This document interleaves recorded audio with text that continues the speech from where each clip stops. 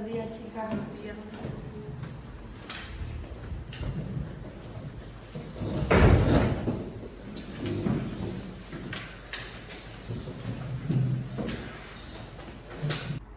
Bueno, pues buenos días, chicas, ¿qué tal estáis?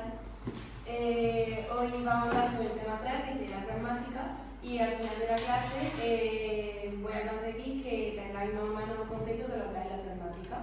Entonces nos vamos a centrar un poco más en el contexto de lo que es la pragmática. La pragmática la palabra pragmática proviene del término praxis, que significa poner en práctica. Entonces, nació de la semiótica y de la lingüística, y la pragmática, en pocas palabras, nos permite estudiar lenguaje que no se habla directamente. Es decir, que el oyente debe deducir lo que el hablante ha dicho de forma correcta. Buenos días, chicos. En la clase de hoy veremos los elementos de la pragmática y, como podemos observar, se dividen en componentes materiales y no materiales. Para explicar los materiales, lo vamos a ver con un ejemplo. Bueno, pues aquí nos encontramos con dos chicas que pasarán a ser las interlocutoras, y a partir de ahí, el emisor es la persona que emite una expresión lingüística oral o escrita, y el destinatario es la persona a la que se dirige el emisor. El enunciado es la expresión puramente lingüística que produce el emisor. El entorno o situación espaciotemporal son las coordenadas de espacio y tiempo en el que se produce la comunicación. Y esos, chicos, serían los elementos materiales de la pragmática. Bueno, chicas, hoy en la clase de hoy vamos a ver los elementos de la pragmática, justo los componentes no materiales. Así que los elementos de la pragmática que vamos a ver van a ser la información pragmática, la intención comunicativa y la relación social. En primer lugar, la información pragmática es la serie de creencias, conocimientos o de información en general que tiene el individuo sobre el mundo que le rodea. Esta se va a manifestar tanto de manera consciente como inconsciente en cualquier acto comunicativo que tenga el individuo. Hay varios tipos de información pragmática. Primero está la general, pues, que es el conocimiento en general que tiene el individuo del mundo, incluyen todos los conocimientos. Luego está el situacional, que depende de la situación en la que se desarrolle el acto comunicativo, como puede ser en este momento la clase, que es por la mañana, las personas involucradas, yo que sería la docente y el resto de las alumnas. Y el último tipo es el contextual, que se trata del contexto más amplio en el que se da el acto comunicativo. Por ejemplo, que estamos en el siglo XXI, en plena revolución digital, entonces este contexto va a cambiar, por ejemplo, de un acto comunicativo que se dio en la Edad Media. Seguimos la intención comunicativa, que no es más que el fin o el propósito que tiene el interlocutor cuando se realiza el acto comunicativo. Tenemos que decir que tanto el emisor como el receptor van a tener intención comunicativa. El emisor todos los actos comunicativos que tenga, lo que va a querer conseguir es ese fin. Pero el receptor también, en plan, su intención comunicativa va a influir a la hora de interpretar lo que está diciendo el emisor, pero también las suposiciones que tenga de la intención comunicativa del emisor. Vamos con los tipos.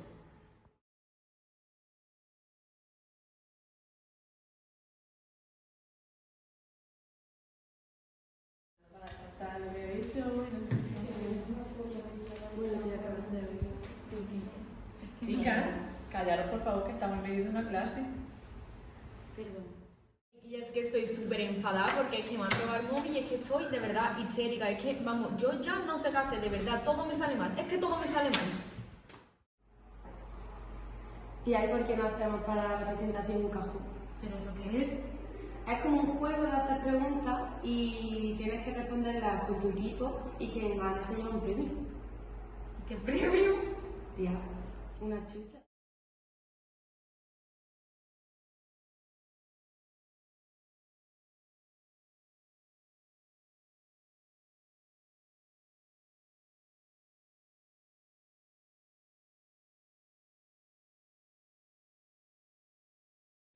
Por último, vamos a hablar de la relación social, que es la relación que existe entre interlocutores por el mero hecho de pertenecer a una sociedad. Este es un punto específico para que veamos que la relación social también influye mucho en lo que es la pragmática, porque a partir de ella se hacen varias selecciones, como puede ser el significado y la interpretación. Bueno, vamos a continuar con la pragmática y el lenguaje. Y como ya sabemos, pues la pragmática está en el ámbito de la lengua al uso. La lengua al uso estudia la lengua de una manera más dinámica y variante, ya que entiende que las personas la utilizamos de manera creativa y que no todo el mundo la utiliza igual dependiendo de diversos factores. Su objeto de estudio son la lengua en contexto, sus unidades, que son el discurso, el texto y el enunciado, y además es mucho más contextual, textual y funcional. Y ahora vamos a pasar a explicar los ámbitos.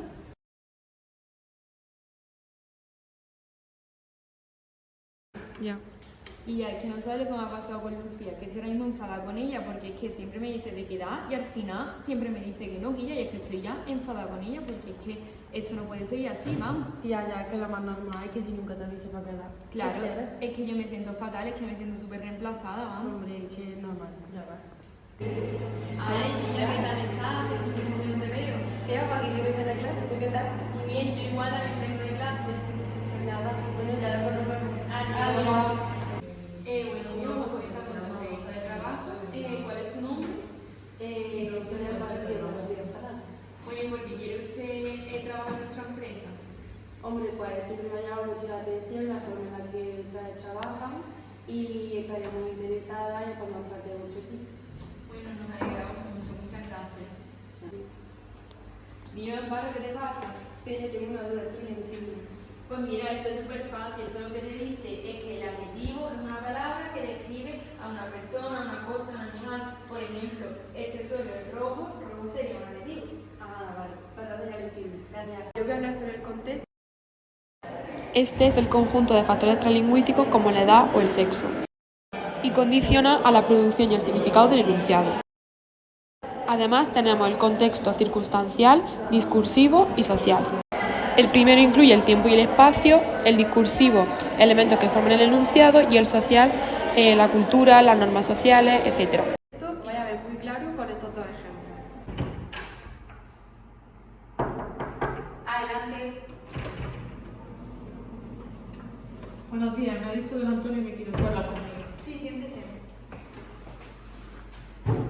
Bueno, el equipo directivo y yo hemos estado hablando y hemos llegado a la conclusión de que podemos prescindir de sus servicios. Pues necesito que me dé usted una carta de recomendación, y además de que tenemos que hablar de la indemnización. Vale, sí, le daremos su carta de recomendación. En este ejemplo nos encontramos en un despacho en el que el jefe quiere despedir al empleado, por lo que se hablará con una forma más formal y con más respeto. Ay, tía, no sabéis de lo que me he enterado. El otro día estábamos haciendo un examen y de buena primera un niño de 3 meses empezó a copiar y el profesor lo pilló entero. ¿Qué me?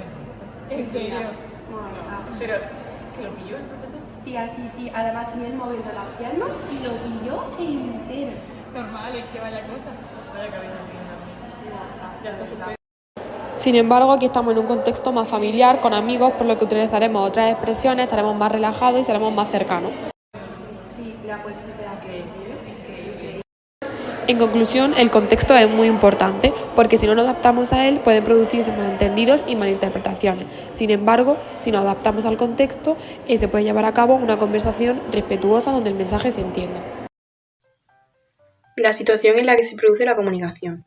Bien, según el Marco Europeo de Referencia para las Lenguas, los ámbitos en los que se produce la comunicación dependen de factores como el lugar, el momento, las personas implicadas, los objetos y las acciones que realizan las personas implicadas. Dependiendo de estos factores, hay una serie de situaciones que requieren el uso oral, mientras que otras requieren el uso escrito. Requieren el uso oral situaciones como, por ejemplo, las conversaciones con amigos, también dar cuenta de conocimientos como, por ejemplo, exponer, conversaciones telefónicas con amigos o con desconocidos, y discutir un tema sobre un guión elaborado, como por ejemplo en un debate.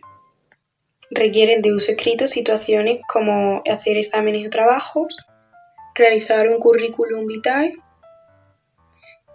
para solicitar un trabajo, por ejemplo, y escribir una carta a un amigo o a un desconocido. Vale, por último, como conclusión a lo referente con la situación, cabe destacar la adecuación, que es la propiedad textual por la cual lo comunicado se adapta a la situación comunicativa. Es decir, habremos hecho una elección adecuada de palabras si éstas se adaptan correctamente atendiendo a ámbitos como el tema que se trata, por ejemplo en este caso que estamos hablando sobre la pragmática. El canal lo vamos a transmitir vía internet, la relación interpersonal entre los interlocutores, nosotras como profesoras os lo transmitimos a vosotros como alumnos, y el propósito de dirección del emisor, que en nuestro caso es exponer la pragmática. En cuanto al ámbito didáctico, la mayor aportación que ha hecho la pragmática a la enseñanza de la lengua es el enfoque comunicativo o enseñanza comunicativa, cuyo fin es promover el uso eficaz de la lengua. Para atender a ámbitos de uso y a situaciones comunicativas reales y verosímiles, lo que debemos de hacer es fijarnos en el enfoque por tareas. Ella utiliza la enseñanza como un medio para alcanzar un fin y no como un fin en sí mismo. Su objetivo es que aprendamos mediante el uso real de la lengua en el aula. ¿Sabéis lo que tengo que hacer yo para que vosotros aprendáis lengua? Pues primero tengo que enseñar todas las tipologías textuales. ¿Sabéis cuáles son? Pues la narrativa, la descriptiva, la dialogada. Muy bien. Y además me tengo que asegurar de que trabajamos con textos tanto auténticos como completos, porque así vosotros en un futuro vais a ser capaces de diferenciar los diferentes rasgos de la comunicación en situaciones reales. Además, ¿sabéis que nuestra lengua es heterogénea? ¿Sabéis lo que quiere decir? Sí, que no es igual en todas las situaciones, en todos los contextos. Exacto, quiere decir que tenemos diferentes dialectos, diferentes registros, diferentes argot. Para potenciar un estilo interactivo en el aula, podemos llevar a cabo estrategias comunicativas. Una de ellas es la planificación-modificación del entorno, pues la manera en que organizamos las mesas y los materiales debe facilitar la comunicación y la interacción entre los estudiantes. También debemos de alternar trabajos individuales, por parejas y en pequeños grupos, con el fin de diversificar las situaciones de comunicación en el aula. Por último, podemos establecer rutinas interactivas que nos ayudarán a crear un ambiente de confianza y colaboración en clase. Por otra parte, también podemos aplicar estrategias de intervención lingüística, como es la gestión de la conversación, que se refiere a facilitar diferentes tipos de interacciones verbales, como debates, exposiciones y presentaciones. Las estrategias educativas implícitas, como dar feedback, ampliaciones y correcciones, pueden ayudar a la precisión y fluidez del lenguaje de los estudiantes. Además, es imprescindible que adaptemos nuestro lenguaje al nivel de los estudiantes y al objetivo del aprendizaje específico de la tarea, para que sean más comprensibles y accesibles. Otra cosa que os interesa saber es que cuando salgáis de aquí el sexto de primaria tendréis que haber desarrollado las 4 habilidades básicas de la comunicación.